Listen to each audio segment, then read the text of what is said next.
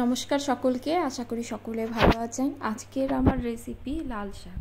লাল শাক সবার বাড়িতেই সপ্তাহে একদিন দুদিন কম বেশি হয়েই থাকে, তবে আমি যেভাবে লাল শাক রান্না করি সেই রেসিপি আপনাদের সঙ্গে শেয়ার করব। আশা করি আপনাদের ভালো লাগবে।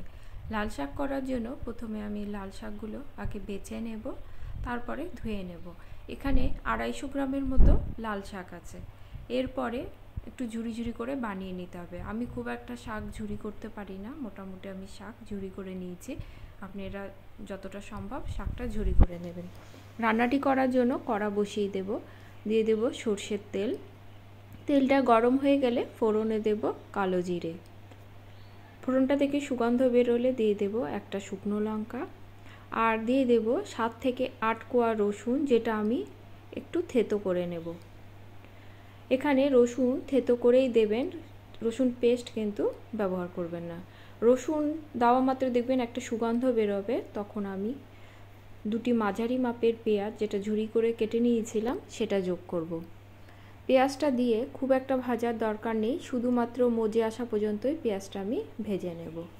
পেঁয়াজটা আমার বেশ মজে গেছে। এবার আমি লাল শাকগুলো দিয়ে দেব। লাল শাকটা দিয়ে প্রথমে আমি আগে নেড়ে নেব। লাল শাক দেবা মাত্রই কিন্তু দেখেন জল ছাড়তে শুরু করেছে। ভালো করে মিশিয়ে নেব। শাকটা আমার ভালো করে মেশানো হয়ে গেছে। এবার আমি এতে যোগ করব স্বাদ অনুসারে নুন, আর দেব হলুদ। অনেকে শাকে হলুদ খান না, যারা হলুদ খান না তারা হলুদটা স্কিপ করতে পারেন, তবে আমি শাকে অল্প হলুদ যোগ করে থাকি। নুন আর হলুদ দিয়ে আবারও ভালো করে মিশিয়ে নেব। নুন দেওয়া মাত্রই শাক থেকে কিন্তু অনেকই জল বেরোবে, আর এই জলেই শাকটা সেদ্ধ হয়ে যাবে, এক্সট্রা কোনো জল দেবার প্রয়োজন নেই। ঢাকা দিয়ে 4 থেকে 5 মিনিট আমি মিডিয়াম টু লো হিটে রান্না করে নেব। ঢাকা খুলে দেখে নেব। দেখুন শাকটা কিন্তু আমার একদমই মজে গেছে, আর শাকটাতে কিন্তু এখনও জল রয়েছে। এই জলটা শুকিয়ে যাওয়া পর্যন্তই আমাকে রান্না করে নিতে হবে। ঝালের জন্য 2 কাঁচা লঙ্কা চিড়ে আমি এতে যোগ করব। ভালো করে মিশিয়ে নেব। গ্যাসের ফ্লেমটা এই পর্যায়ে আমি মিডিয়াম করে দেব, জলটা আমি শুকিয়ে নেব। শাক কিন্তু কখনো হাই ফ্লেমে রান্না করবেন না, এতে শাকটা পুড়ে যেতে পারে। যে শুকনো লঙ্কাটা আমি ফোড়নে দিয়েছিলাম সেটা তুলে রাখবো, কারণ আমার মনে হয় ঝালটা একটু বেশি মনে হচ্ছিল। স্বাদের জন্য দিয়ে দেব অল্প চিনি।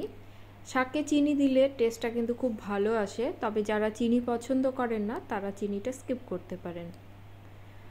শাকটা জলটা শুকিয়ে যাওয়া পর্যন্ত আমি রান্না করব। মোটামুটি 3 থেকে 4 মিনিট আমার রান্না করা হয়ে গেছে, জলটা কিন্তু প্রায় শুকিয়ে গেছে। এবার মাঝখানটা একটু ফাঁকা করব। হাফ চামচের মতো সাদা তেল যোগ করব। দিয়ে দেব 1 চামচের মতো পোস্ত। পোস্তটা ওই তেলে আমি একটু তেলে নেব। পোস্তটা আমার ভাজা হয়ে গেছে, এবার শাকের সঙ্গে ভালো করে আমি মিশিয়ে নেব। এই পোস্তটা দিয়ে আমি আরও মিনিট 2 মতো শাকের সঙ্গে ভাজা ভাজা করে নেব। 2 মিনিটের মতো হয়ে গেছে। দেখুন শাকটা কিন্তু আমার প্রায় হয়ে এসেছে, একদম মজে গেছে এবং বেশ আটো হয়ে গেছে। এবার আমি গ্যাসের ফ্লেমটা অফ করে দেব। দেখুন কতটা সুন্দর হয়েছে। এই শাকের জন্য একটু গরম ভাত হলেই যথেষ্ট, আর এরকম একটু শাক থাকলে আর কিছু প্রয়োজন আছে বলে আমার মনে হয় না। রেসিপিটি ভালো লাগলে লাইক কমেন্ট করবেন এবং সাবস্ক্রাইব করে পাশে থাকবেন। আজ তাহলে এ পর্যন্তই, দেখা হবে পরে কোনো রেসিপি নিয়ে। সকলে ভালো থাকবেন।